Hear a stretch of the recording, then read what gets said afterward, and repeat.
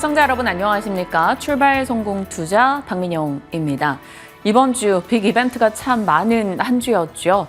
엔비디아 연례 행사부터 그리고 BOJ, FMC, 마이크론 실적까지 빅 이벤트로 놓고 봤던 일정들이 다 지나갔습니다.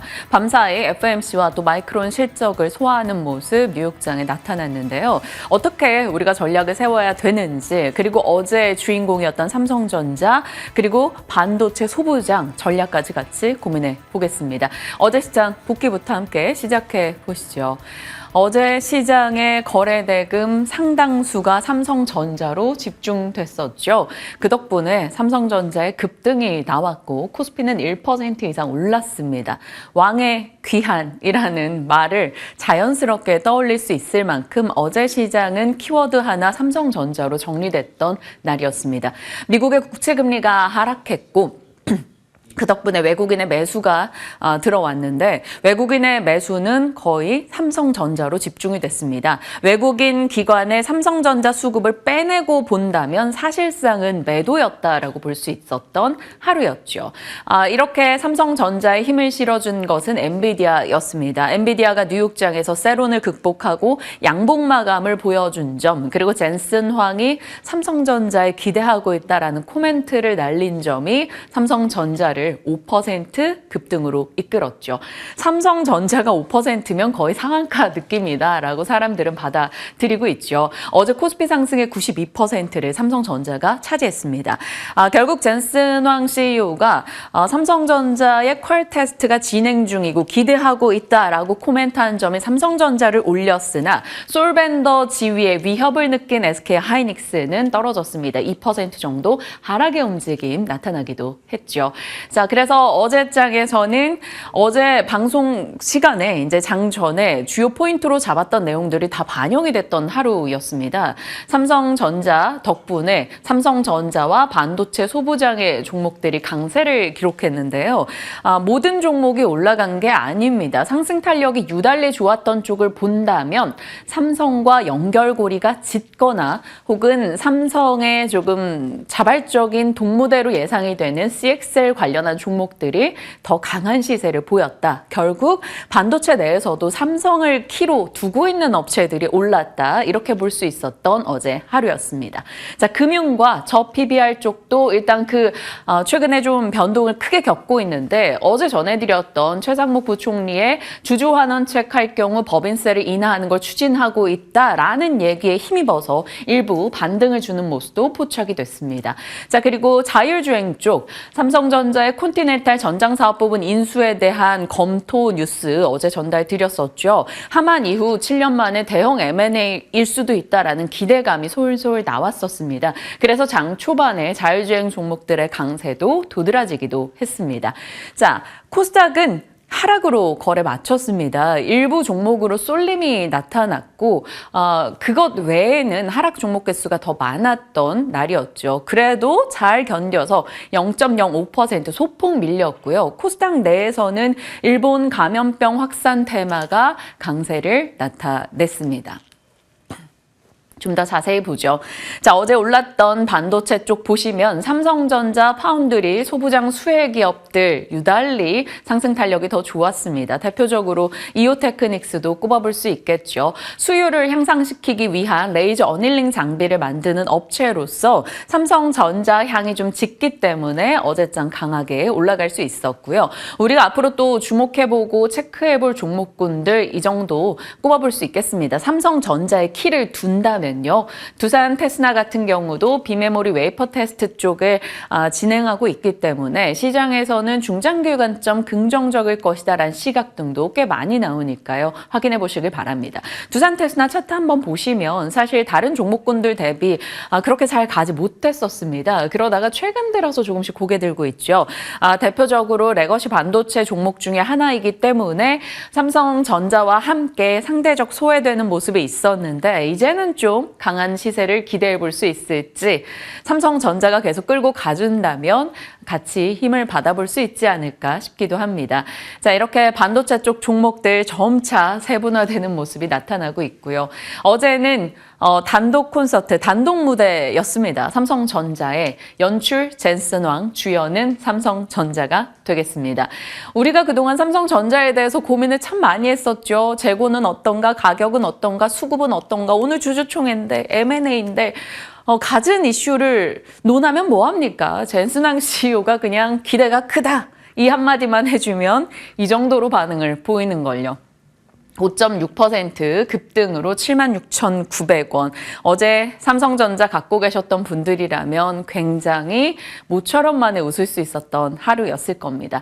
제가 우스갯소리로 이런 거 분석하면 뭐합니까? 젠슨 왕 CEO 한마디에 올라가는데 라고 말씀을 드렸습니다만 사실은 그동안 이런 내용들이 차곡차곡 쌓여 있었던 그래서 물이 넘치기 직전의 컵에 젠슨 왕의 발언이 한 방울 물을 더해준 겁니다. 그러면서 시장의 관심이 이렇게 흘러 넘치게 된 거겠죠. 결국 시장은 관심을 받지 못하고 있다가 관심을 받는 계기가 생길 때 준비된 자들이 나가는 것 같습니다. 최근에 방송할 때 반도체 쪽에 대한 상승 피로도가 꽤 잡히고 있는데 어떤 전략을 고민해야 될까? 그중에 하나 키 맞추기로 말씀을 드렸습니다. 3월 18일 방송이었고요.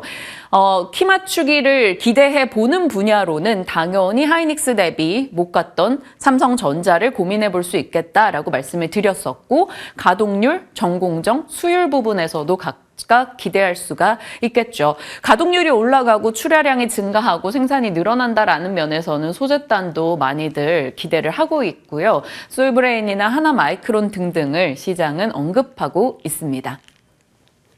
어떻게 될지 진행되는 과정을 봐야겠습니다. 자, 투자뉴스 7에서 정말 많은 뉴스를 다루지 않습니까? 그래서 바쁘시다면 투자뉴스 7 하나라도 꼭 챙겨보셨으면 합니다. 자, 어제도 위메이드가 장중 5% 올랐고요. 시간 외에서도 2% 상승 흐름을 기록했습니다. 수정 앵커가 위메이드 짚어줬던 이후로 상당히 좋은 시세가 나고 있고요. 나이트크로우 동접이 매일같이 고점을 갱신하고 있다는 게 모처럼 게임으로, 본업으로 모멘텀을 받아가고 있습니다. 밤사이 또 비트코인 흐름도 괜찮았기 때문에 이런 쪽 코인과 관련된 게임사, 특히나 위메이드 지켜볼만 할지 봐야 되고요. UAE 개발사와 온보딩 계약을 했다라는 소식 등도 있었습니다.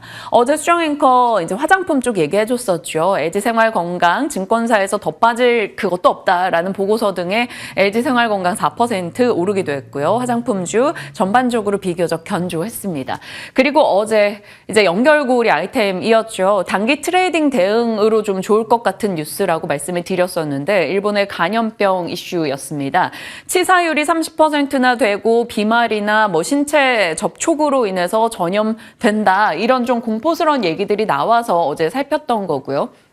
국제약품, 경남제약, 수젠텍 등의 중등의 종목들이 어제 굉장히 강한 시세를 기록했습니다. 물론 장중 변동도 조금 있기는 했었습니다만 그래도 시세적으로 봤을 때는 어제 테마단 압도적인 관심을 받았던 것은 이쪽이었던 것 같아요. 항생제나 의약품, 진단, 키트 종목들 올랐습니다. 다만 이런 질병과 관련된 테마는 정말 확산돼서 정부 차원의 무언가 움직임이 나오지 않는다면 굉장히 짧게 끝날 여지가 있죠. 우리는 그것을 겪어왔었습니다. 그래서 어제 일단은 단기 트레이딩 관점으로 말씀을 드렸던 거고요.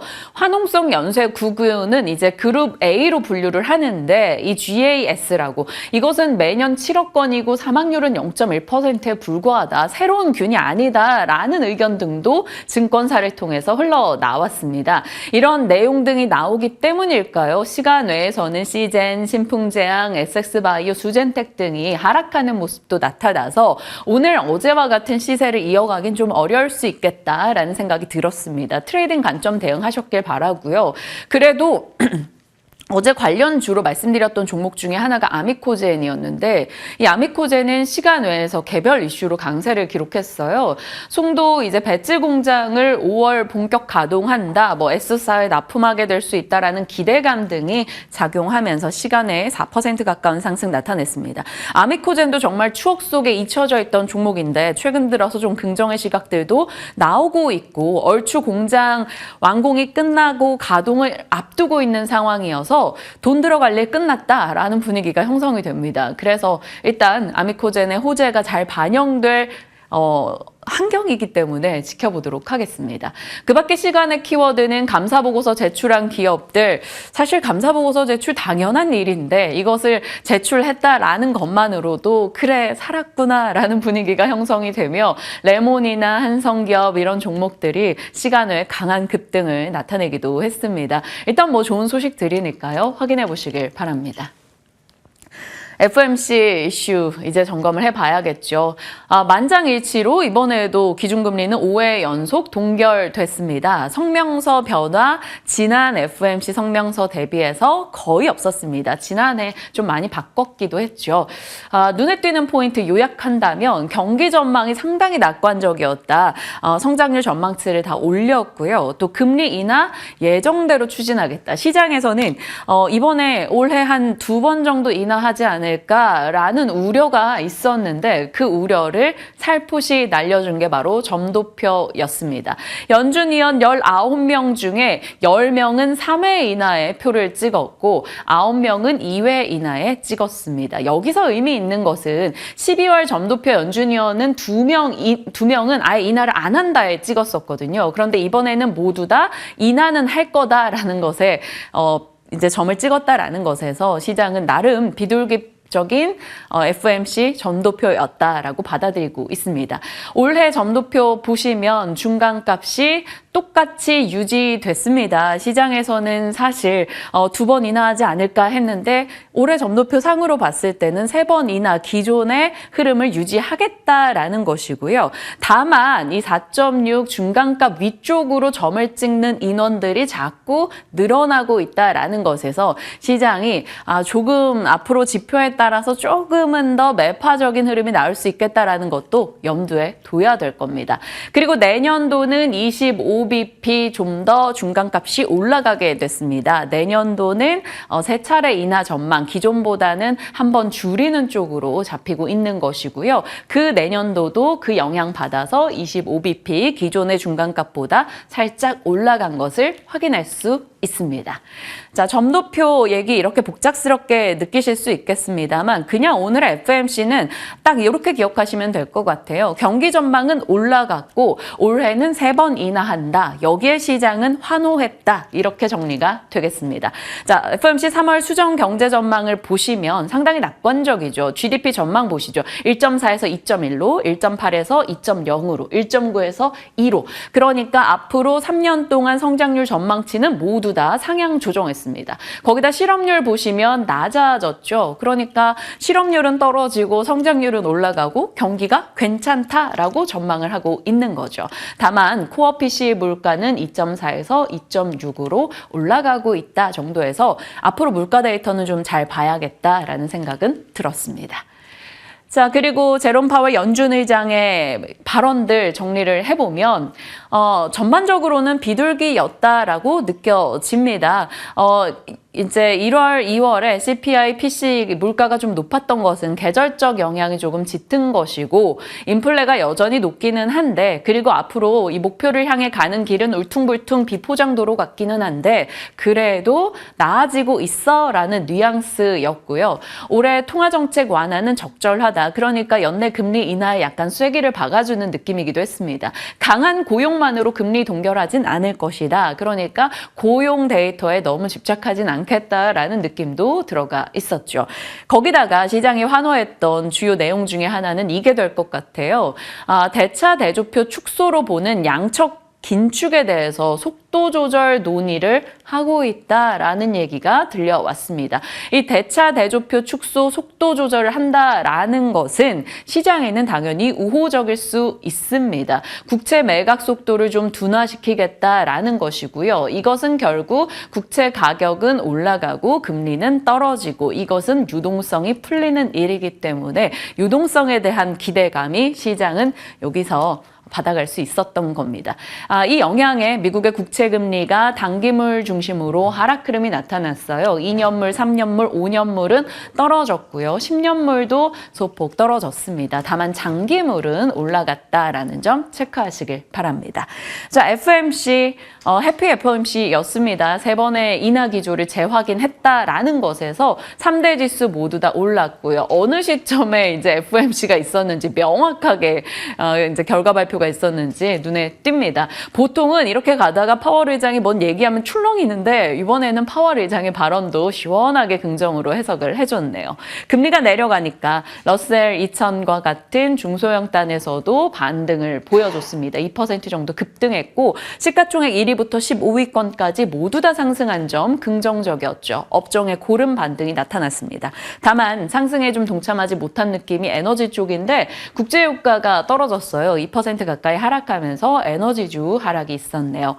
자, 테슬라가 올랐습니다. 금리 인하 기대감이 그러니까 3번 인하한다라는 쪽에 여전히 시장이 기대를 하고 있다 보니까 친환경 쪽도 강세 흐름을 나타냈어요. 그래서 전기차 전반의 종목이 강하기도 했습니다. 그리고 미국에서 나오는 전기차 규제가 과거보다 조금 완화될 수 있다라는 기대감도 등장을 하고 있죠. 2% 이상 올랐고요. 4월 2일에 이제 출하 통계가 나오게 될 텐데 그것에 대기 모드로 들어가긴 해야 될 겁니다. 이게 또 한 번에 변동을 줄 여지도 있기 때문이죠. 또 하나 특징이 바로 비트코인이 올랐다라는 거고요. 비트코인 강세로 인해 마이크로 스트래티지가 9% 이상 급등 흐름을 나타냈습니다. 유통 비트코인 1% 이상을 소유하고 있다 보니까 비트코인의 시세에 굉장히 민감하게 반응할 수밖에 없습니다. 자, 인텔은 반도체법 보조금 85억 달러 그리고 110억 달러 대출을 제공받는다라는 소식이 있었어요. 강한 호재이긴 한데 0.3% 상승에 그치긴 했습니다. 그리고 오늘의 반도체 주역은 마이크론이 될 것 같아요. 시간 외에서 실적을 내놨고 15% 시간 외에서 폭등 흐름을 보여줬습니다. 그래서 마이크론 관련한 영향을 우리가 어떻게 받아가는가가 중요한 하루가 될 것 같습니다. 경기 전망도 올라가고 파월의 멘트도 괜찮았다 보니까 전반적으로 상승의 기운이 좀 더 강했던 뉴욕장입니다. 좀 상승률 상위권에 있는 테마 등을 보면 블록체인, 그리고 태양광, 2차 전지, 그러니까 금리 인하 혹은 위험자산 선호와 관계도가 조금 높은 쪽이 앞단을 자리하고 있었고요. 우라늄과 리튬 이런 쪽도 강세 흐름을 나타냈습니다. 소재단이요. 아르헨티나에서 이제 환경 문제로 인해서 리튬 공급을 줄인다라는 소식도 있었습니다. 그러니까 마이닝 ESG라고 표현을 해볼 수 있겠는데 채굴하는 것에 대한 환경 문제에 대한 관심이 올라가고 있고요. 이것은 언제나 공급을 좀 줄일 여지가 있습니다. 그래서 채굴과 관련된 쪽이 최근에 조금씩 움직임을 보이고 있고요. 리튬과 구리 요즘에 시세가 나고 있는 분야이기도 하죠. 이쪽이 강했습니다. 그리고 금 관련주들도 강세 흐름 나타내면서 소재와 혹은 이제 광업 활동과 관련된 쪽이 강한 시세를 보여주기도 했습니다. 뉴욕장의 특징이었고요. 연말 연초는 반도체였던 것 같습니다. 계속해서 무언가 기록을 세워내는 목소리들이 나오고 있는데 마이크론의 실적 보시죠. 매출의 컨센 상회했고요. EPS 흑자 전환의 소식을 전했습니다. 더 중요한 것은 앞으로가 되겠죠. 가이던스도 컨센을 훌쩍 상회하며 발표가 됐습니다. 내용을 좀 뜯어보면 차기 HBM3E 엔비디아 H200에 투입하게 될 것이다 라는 기대도 들어가 있었고요. HBM이 실적 견인을 할 것으로 전망을 하며 대다수 생산 제품에 대해서는 이미 납품이 예정되어 있다라는 코멘트도 들어가 있었습니다. 그리고 AI 덕분에 수년간 반도체 업계에 커다란 기회가 열렸다라는 이야기도 있었죠. 긍정의 내용, 꼬투리 잡을 게 거의 없었습니다. 그러다 보니까 시간 외에서 15% 급등 흐름이 나오기도 했죠. 결국 오늘도 반도체인가? 라는 생각이 들었습니다. 그리고 낸드 가격이 올라오고 있습니다. 낸드 현물 가격이 또다시 5% 20% 이상 뛰었다라는 소식이 들려왔는데요. 앞서 마이크론도 그렇고 이 메모리 쪽에 대한 개선 움직임이 명확하게 나타나고 있는 최근이죠. 3월 8일 우리 낸드가 달라졌어요 라고 전달해 드렸던 내용입니다. 결국 트렌드포스에서 보여주는 가격이나 이런 생산의 데이터를 봐도 낸드 쪽이 개선이 되고 있다라는 것이고 저희 얼마 전에 짚어봤었던 수출입 데이터에서도 낸드가 괜찮았습니다. 그동안 낸드는 반도체 업계 아픈 손가락이었었는데 빠르게 개선되고 있다라는 것이죠. 비휘발성 특징을 가지고 있습니다. 데이터 저장 장치 역할을 하고 있는 낸드 쪽인데요. 그래서 PC나 스마트폰 수요에 민감했기 때문에 그동안은 지난해 같은 경우도 부진했었던 건데 이런 쪽도 개선이 되고 있고 저장에 대한 니즈가 올라가고 있다라는 거죠. 거기에는 결국 AI를 또 찾아볼 수 있을 겁니다. 영상이나 음성이나 이런 뭔가 저장 용량이 많이 들어가는 이제 그런 쪽으로 AI가 활동이 될 경우 저장이 증가하고 속도가 지연이 될 수 있기 때문에 더 많은 저장소가 필요하다. 그래서 낸드에 대한 관심이 올라간다. 이렇게 짚어드렸었죠.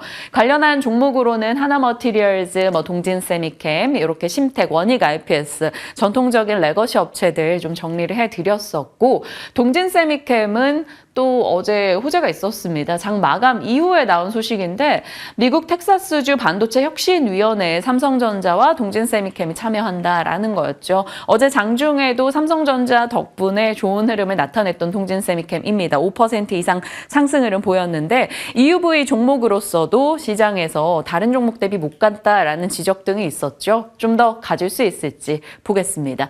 자, 그리고 박앵커의 연결고리라 쓰고 마치 테크뉴스라고 읽는 느낌입니다. IT 반도체 뉴스가 참 많았는데 삼성전자가 대규모 언어 모델을 지원하는 첫 AI 반도체 마하1을 내놓는다. 연말까지 제작해서 내년 초에 출시 계획이다라는 소식이 있었습니다. AGI 반도체 솔루션, AGI 관련한 종목들, 링크제니시스, 자람 테크놀로지, 그리고 디자인하우스 등 YIK까지 넣어볼 수 있을 겁니다.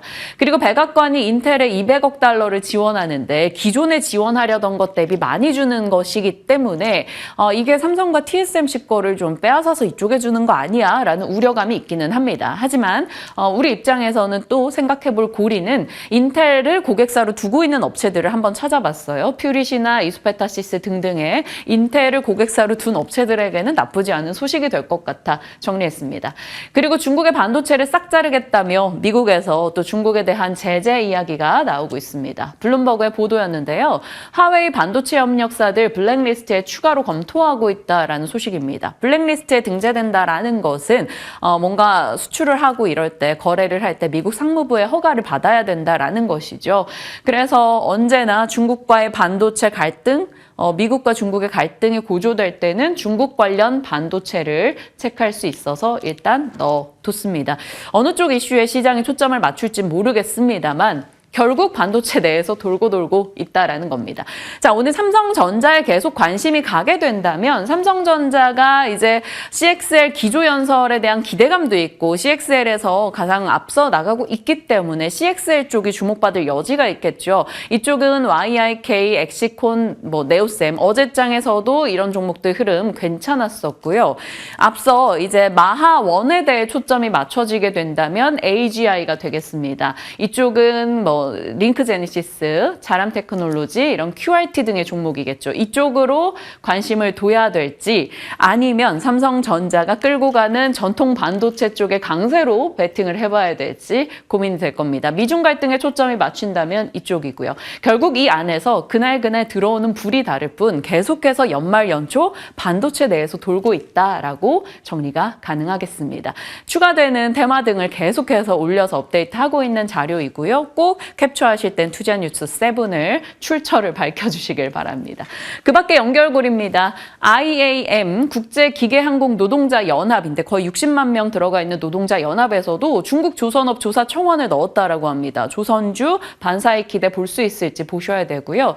디스플레이 쪽 뉴스가 계속 나옵니다. 못 가고 뉴스만 많은 디스플레이도 이제 한 방울의 물이 떨어지는 시점이 언제일지 일단은 체크해 보시죠. 수정앵커 좋아하는 라면 수출액이 좋았다라는 소식 소식도 오늘 아침 전해졌고요. 어제 말씀드렸던 두산 에너빌리티 과징금이 161억 원으로 역대 최대 결정이 있기도 했습니다. 자, 오늘의 주요 일정입니다. 산업통상자원부에서 SK하이닉스 방문한다라고 하고요. 첨단 로봇 경제 TF 얘기도 있고요. 오늘 로봇 쪽에서는 사면 감속기 업체이죠. 신규 상장 앞두고 있습니다. 로봇 쪽에 대한 관심이 많은 상황에서 사면이 어떤 평가를 받는가 중요할 것 같고요. 스마트 팩토리 관련해서도 요즘 이야기가 많이 나와서 같이 묶어서 보시면 되겠다 싶습니다. 삼성전자 주총을 앞두고 어제 시장의 관심이 굉장히 삼성전자 주총에 쏠려 있었었는데 그렇다면 주총이 열리는 게 꽤 중요한 일정이구나라는 인식을 심어줬다 볼 수 있겠습니다. 그래서 오늘 현대차, 삼성생명 주총이 있고요. 내일은 금융주들의 주총이 예정이 돼 있기 때문에 염두에 두시고 시장 체크하셔야겠습니다. 자, 이런 저희의 시장 흐름을 잘 짚어봤고 섹터 뉴스 들어가도록 할 텐데 내일 금융사들 주총이 있는 만큼 금융주 얘기해 주신다고요? 네, 맞습니다. 금융주들 저희가 작년까지만 하더라도 재미가 없어서 날씨가 한창 쌀쌀해질 때 이제 배당에 대한 기대감 가져가면서 보면 어떨까 이런 정도로 얘기를 했었는데요. 올해는 분위기가 확 달라졌습니다. 주도주가 될 수 있는 상황인데요. 브리핑 준비해봤습니다.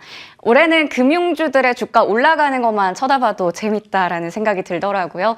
2023년과 2024년에 비교해 봤을 때도 확연히 다른 모습을 나타내고 있습니다. 작년에는 금융주들이 저 회색깔 정도로 올랐었거든요. 그런데 올해는 보시는 것처럼 뚜렷하게 훨씬 더 잘 가고 있는 모습을 보여주고 있죠. 그만큼 확실히 올해부터는 금융주를 우리가 좀 다른 인식으로 바라봐도 괜찮을 것 같다라는 생각이 듭니다. 5대 은행주의 1년을 한번 이렇게 정리를 해봤는데요. 지금 보시는 것처럼 마찬가지로 작년까지만 해도 그냥 이렇게 올랐는데 그게 지금은 뭐 최고치 신고가 랠리를 좀 달리고 있는 상황입니다. 벌써 2024년 3개월 만에 이만큼 올랐다라는 게 확인되고 있고요. 은행주들이 왜 이렇게 오르는지에 대해서 자세하게 볼 텐데요. 기업 밸류업 프로그램의 최대 수혜주로 꼽히고 있기 때문입니다.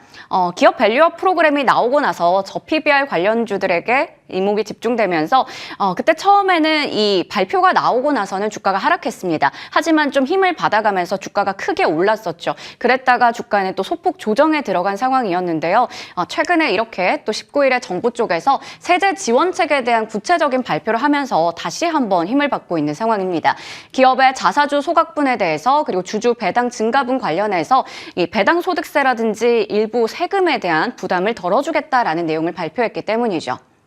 대표적으로 은행주들은 자사주 비중이 높습니다. 그렇기 때문에 이 부분에서 소각이 진행이 된다면 주주 환원에 대한 효과가 클 것으로 기대되기 때문에 이쪽이 주목을 받고 있습니다. 어제 장에서 사실 보시면 일부 종목들이 좀 더 부각을 받았고요. 그리고 윗골이 대부분 길게 단체로 마감이 됐습니다. 하지만 앞으로 추가적인 상승 여력이 있는지도 궁금해지고 최근에 신고가를 찍는 종목들이 좀 많았습니다. 일단 하나금융지주는 어제 장중에 64,800원으로 신고가를 기록하기도 했죠.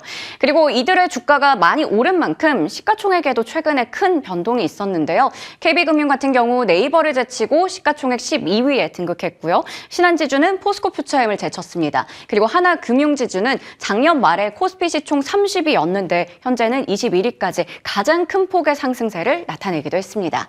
이렇게 은행주들이 얼마나 좋았는지에 대해서 체크해 봤는데요.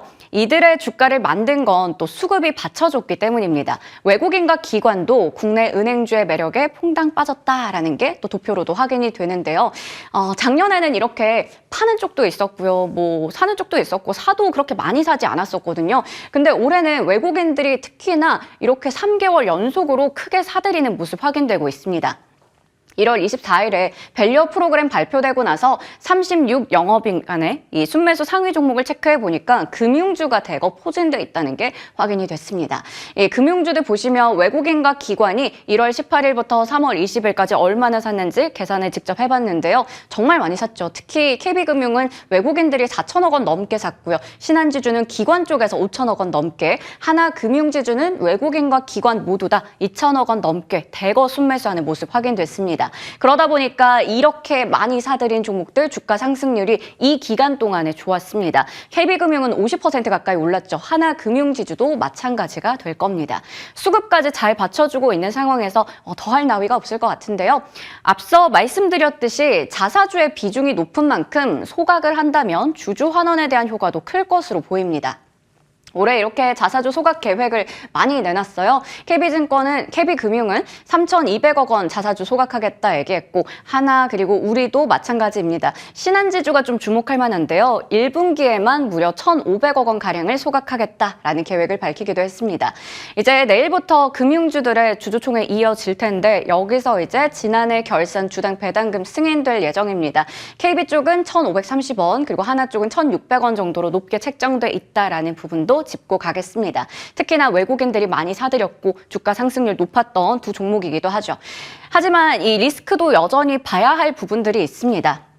최근에 주가가 너무 많이 오르다 보니까 차익 실현에 대한 욕구가 그만큼 나타나고 있기 때문이고요.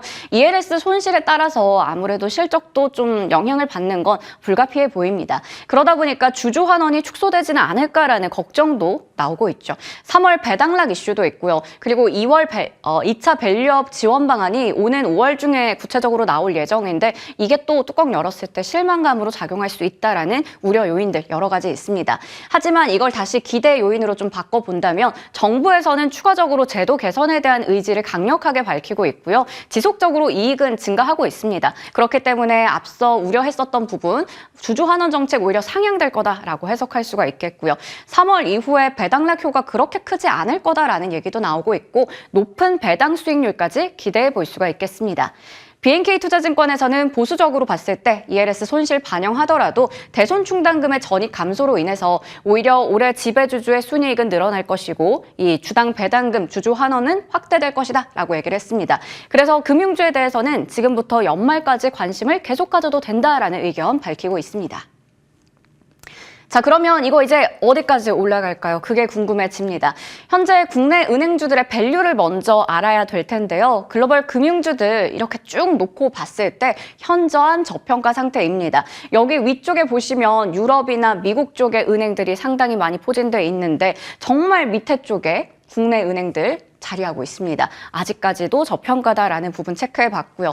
두 번째가 바로 이겁니다. 일본에서도 똑같이 이제 자본주의 정책 발표하고 나서 우리가 일본의 이 정책을 벤치마크 했잖아요.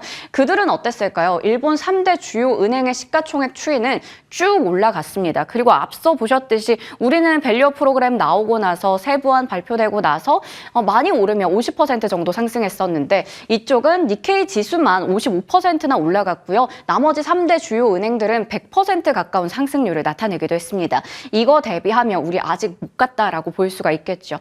그리고 한국 3대 은행의 평균 PBR은 0.5배입니다. 일본은 0.9배로 여기서도 확연하게 차이가 납니다. 그러면 여기서 더 갈 수 있다라는 건지 궁금해지는데요. 그 부분에 대해서 잠시 후에 질문 드려보겠습니다. 워낙에 단기간에 많이 오른 만큼 단기 과열권으로 해석해야 되는지 아니면 아직 추가적으로 상승할 수가 있는지 잠시 후에 주가 향방 질문 드려보겠고요. 종목에 대해서도 추가 의견 여쭤보겠습니다.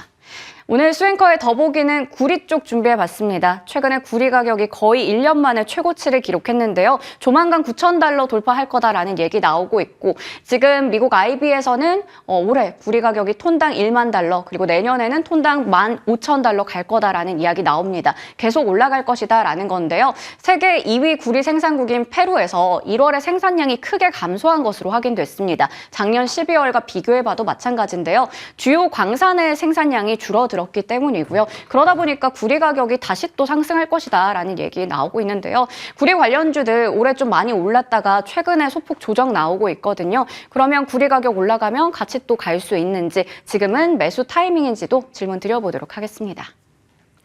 구리와 그리고 금융주, 반도체, CPI 오늘 다뤄볼 전략이 많습니다. 부지런히 달라가 보도록 할게요. 지금부터 함께 하시죠.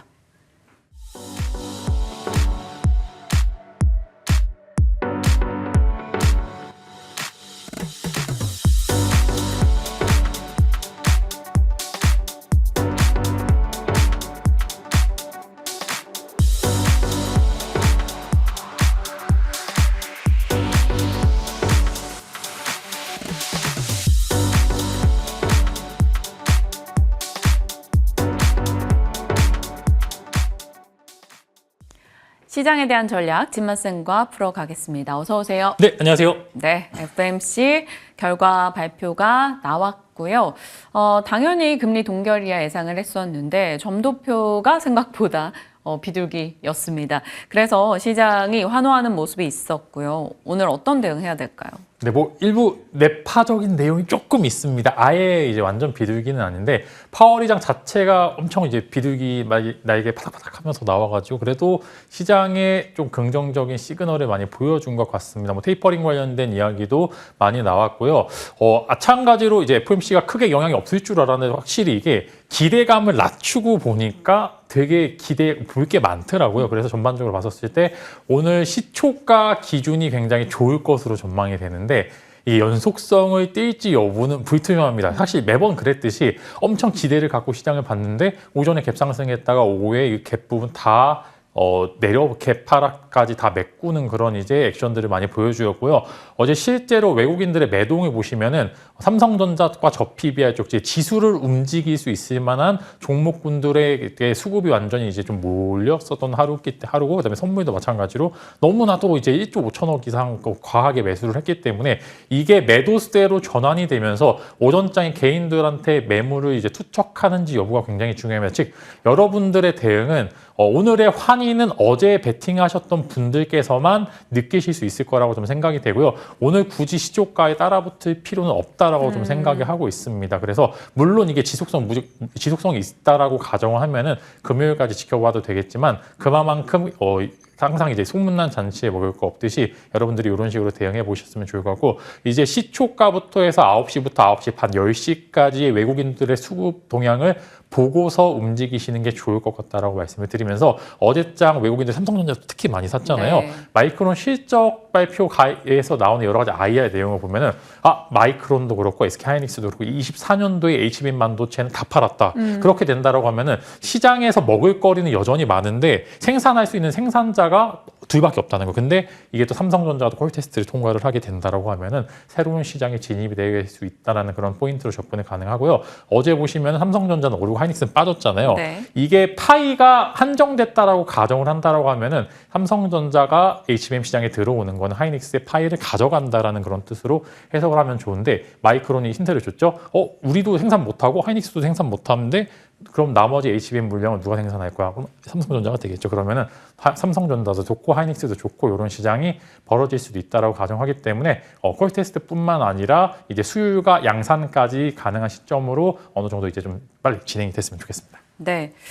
작은 그릇에 놓고 이제 그것을 누가 나눠 먹냐 할 경우는 사실 나눠 먹는 그 비중에 따라 싸움이 될 수 있겠지만 정말 큰 대접에 놓고 나눠 먹게 되는 것이라면 모두가 배부르게 먹을 수 있다라는 겁니다. 그 맥락으로 봤을 때 HBM과 같은 AI 반도체 쪽 파이가 확 커질 것이기 때문에 굳이 삼성전자, SK하이닉스에게 악재지는 않을 것이다. 이렇게 좀 힌트를 주신 것 같아요. 자, 다만 어제는 삼성전자가 너무 압도적인 흐름을 보여줬기 때문에 소부장 종목들도 삼성과 관련된 쪽이 잘 갔습니다.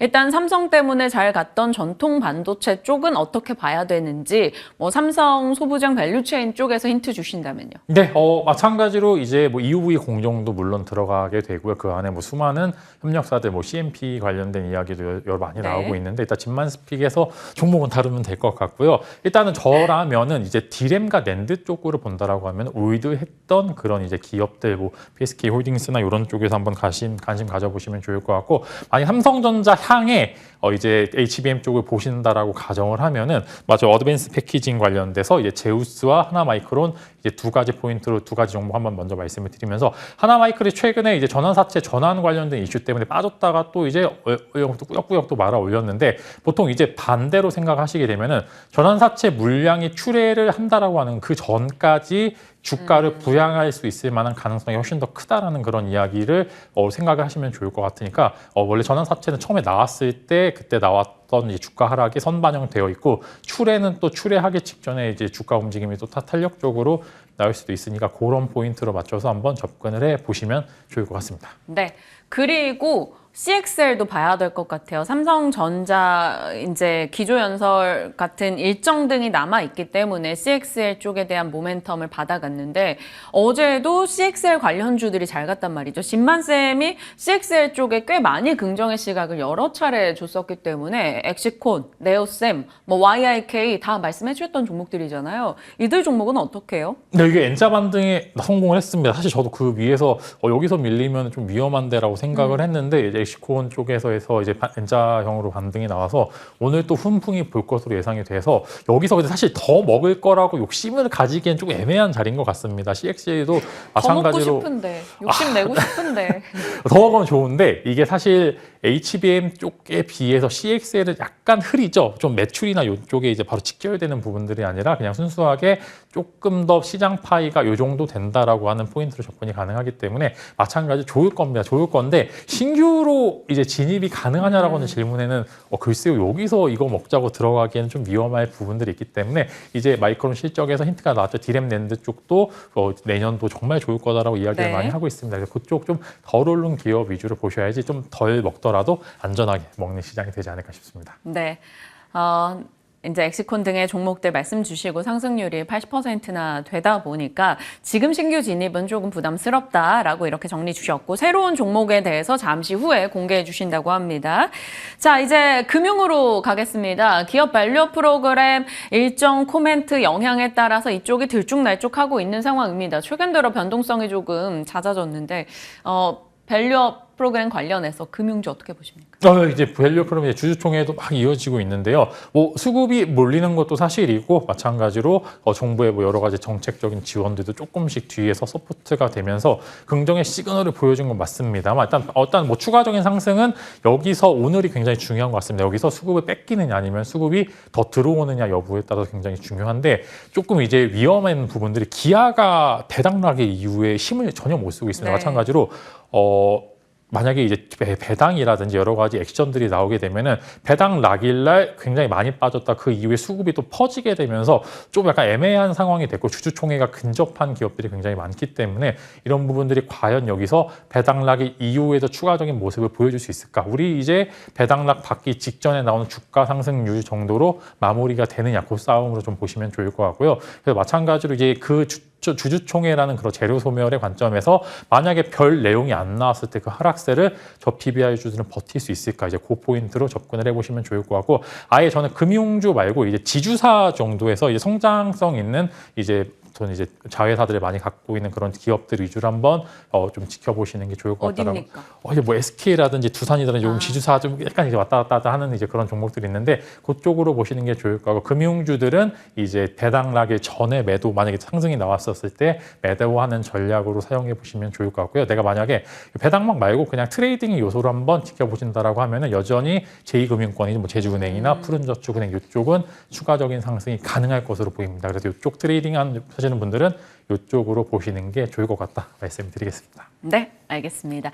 이제 진만 스픽을 열어보도록 하겠습니다. 앞서 반도체에 대한 세부적 질문에서 잠시 후에 종목 공개를 하겠다라고 말씀을 주셨는데 어느 쪽입니까? 네, CMT 슬러리죠. 이제 소재 관련된 업종들이 그래도 관련돼서 추가적인 삼성전자가 좋다라고 가정을 하면은 시세를 당연히 받을 수밖에 없다라고 생각을 해서 가져와 봤고 아까 이제 앵커님이 동진 세미캠도 잘 다뤄주셨더라고요. 이제 오늘의 메인은 동진 세미캠 다루려고 가져와 봤고요. CMP 슬러리 관련돼서 최근에 동진 세미캠이 관련된 시장에 진입이 되어 있습니다. 원래 솔브레인이 좀 독점적으로 공급을 하고 있다가 최근에 이제 하이닉스 쪽으로 동진 세미캠이 납품을 시작했다라고 하는 기사가 나오고 있는데 그렇게 된다라고 하면은 파이를 뺏기는 게 아니라 전체적인 넓어지는 시장 파이를 같이 나눠 가질 수 있고요. 동진 세미캠 마찬가지로 긍정의 코멘트 정말 긍정의 요소들이 굉장히 많은데 사측에서 이제 이런 거 자랑을 별로 안 해서 제가 한번 시장에서 좀 부각을 받았으면 좋겠다라고 해서 가져와 봤고요. 좋은 기업입니다. 좋은 기업임에도 다만 보유자 입장에서는 조금 속이 좀 안 좋은 게 회사에서 정말로 이제 뭐 증권사 리포트도 안 나오고 막 이러니까 너무나 답답하신 주가 모습들도 보여주고 있어서 한번 이제 제가 이제 만약에 좀 올랐으면 좋을 것 같다는 그런 의미에서 가져와 봤고요. 마찬가지로 솔브레인도 뭐 저 PBR 관련된 이슈로 해서 솔브레인 홀딩스 보셔도 되고 솔브레인도 마찬가지로 이렇게 HBM 시장이 발달을 하게 된다라고 하면은 소재 쪽에서 굉장히 긍정적인 시그널을 볼 수 있다. 이렇게 가정을 하면서 동진 세미캠을 메인으로 솔브레인까지 같이 올라가는 그런 모멘텀 지켜보시면 좋을 것 같습니다. 동진 세미캠, 솔브레인 이렇게 이야기를 해 주셨습니다. 시간을 조금 더 써볼게요. 왜냐하면 진만쌤과 네. 함께 전략하고 세우고 상승률이 너무 좋기 때문에요.